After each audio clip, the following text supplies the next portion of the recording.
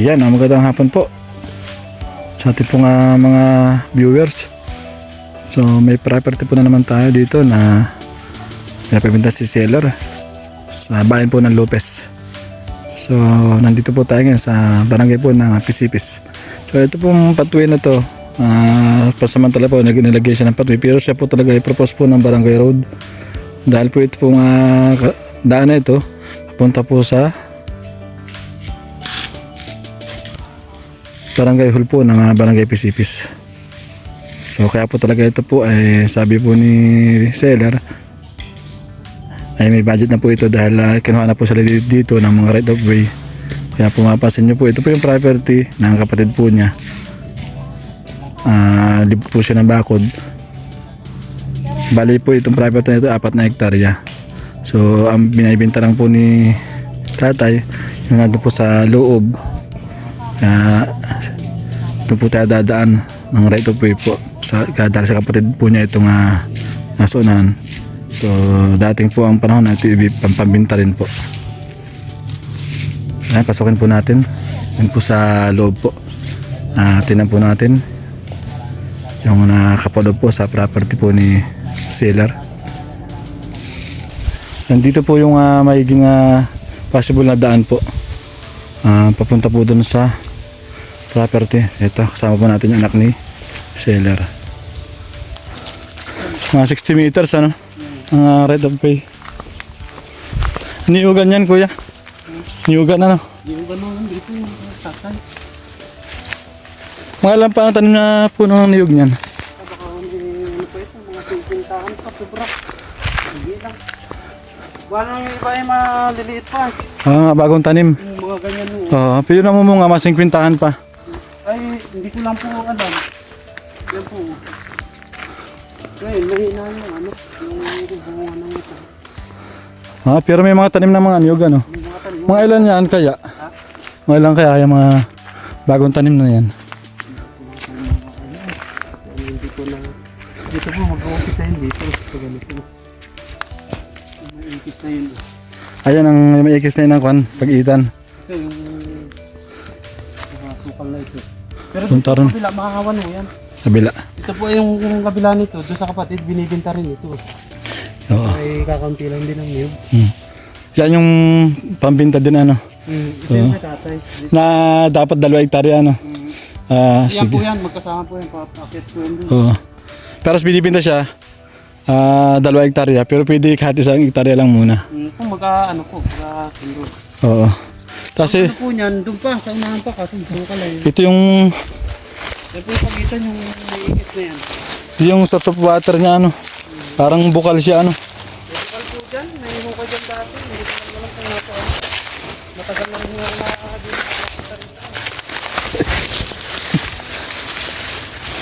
Ito. Pag daan tubig siya pag naulan ano. Dito may yung partition niya. Diyan na. Ito may namumunga pa naman oh. Malaki na rin. Anong puno yan? Ano? Anong puno yan kuya? Malaking yan? Kalumpit po yan. Kalumpit ano, laki ano? Yan ata ay pag magkakaano ay yan ata. Ito pa yung property. So medyo masukal nga lang oh. So, maganda po siya. Hindi naman po siya sloopy lang po siya konti. Talaga po yung marami pang nakukuha dito.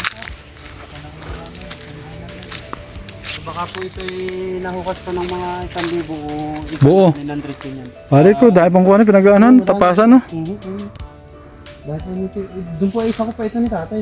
Paakit po yan dyan. Yung, sa ibabaw niyan. Gusto mo puntahan natin yung ibabaw niyan? Sige, tingnan natin. Dito tayo dadaan. Makita natin ibabaw. Dito po muna tayo. Yan po, ito po yung pinibenta na 1 hektarya. Pwede po 2 hektarya, pwede po 1 hektarya. Ayan.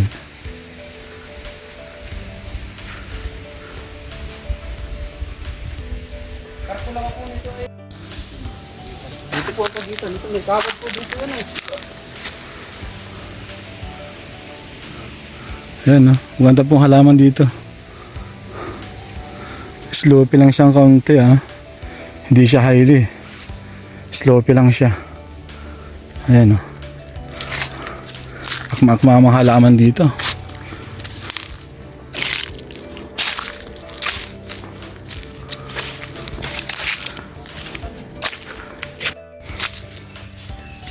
Ayan, ito pa yung pagitan.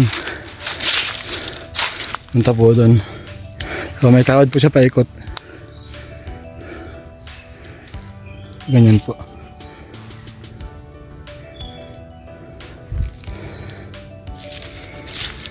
Yan po, may kawad po paikot.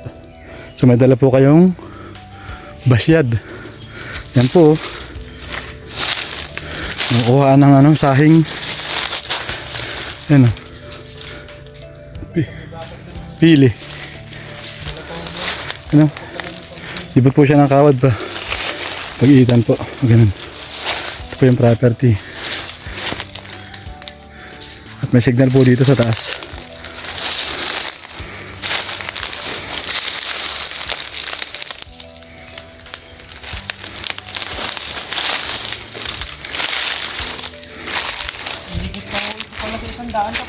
Sino umunga no? Oo. Sino umunga na rin yung iba oh.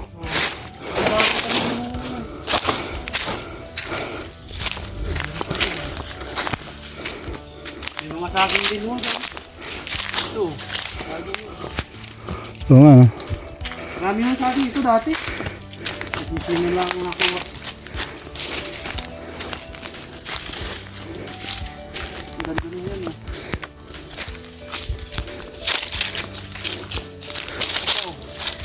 Mungling. Mungliw. Pakinabangan pa yan. Good lumber ano. Nagpipira pa yan. Ito, may kahit pa dito. Nakahulog ito. Mungling din. Ano? Oh, laki no.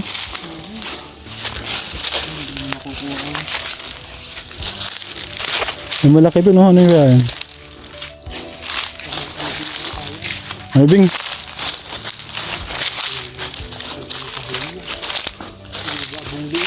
Hindi. Mungling din yan. Isa yung maitim.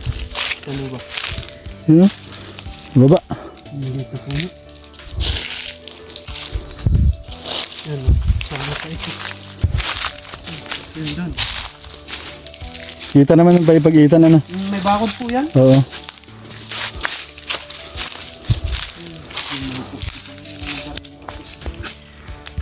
Yun po ay parang hindi na po doon. Doon na yun sa kapatid sa akin. Ay, yung masukan na ito. Hindi na yan. Kasama pa ho yan. Kasama pa. Masukan na ito. Basta yung dito pa ganun. Hindi, ako naman ng bakod eh. Ayun oh, may bakod.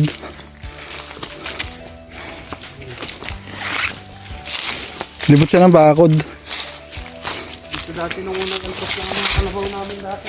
Dito.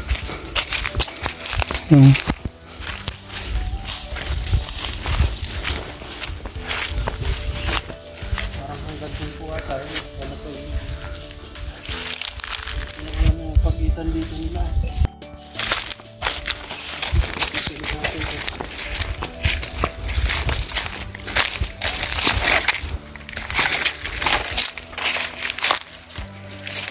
So yan, yan po yung property. Yan. Ito po yung isang hektarya. At kalahati naman po nito yung isang hektarya pang binibenta. Kalapit na kalapit lang po, kadikit. Pwedeng dalawa, pwedeng isa lang. Yung pababa din. Basta ito masukal na ito ano. Bapa mo na ito. Bawas ako pa.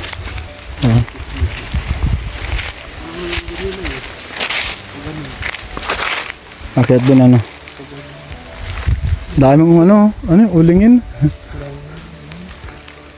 Kung kaya ho niyang makuha eh. 700, dalawa na.